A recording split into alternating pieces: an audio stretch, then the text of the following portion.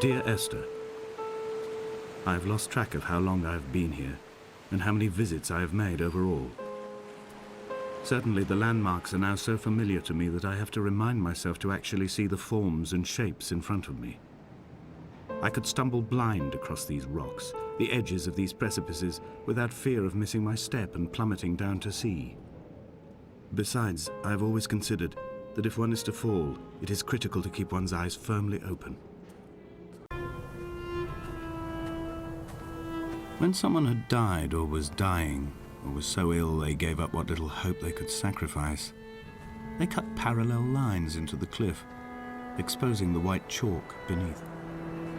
You could see them from the mainland or the fishing boats, and know to send aid or impose a cordon of protection, and wait a generation until whatever pestilence stalked the cliff paths died along with its hosts. My lines are just for this: to keep any would-be rescuers at bay. The infection is not simply of the flesh. We drank coffee in his kitchen and tried to connect to one another. Although he knew I hadn't come in search of an apology, reason or retribution, he still spiraled in panic, thrown high and lucid by his own dented bonnet. Responsibility had made him old. Like us, he'd already passed beyond any conceivable boundary of life. I find myself increasingly unable to find that point where the hermit ends and Paul and I begin.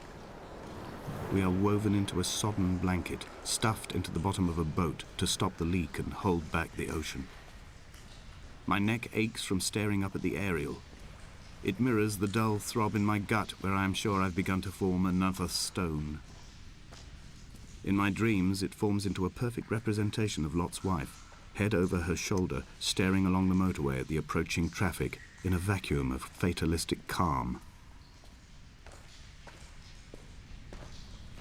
If only Donnelly had experienced this, he would have realized he was his own shoreline, as am I.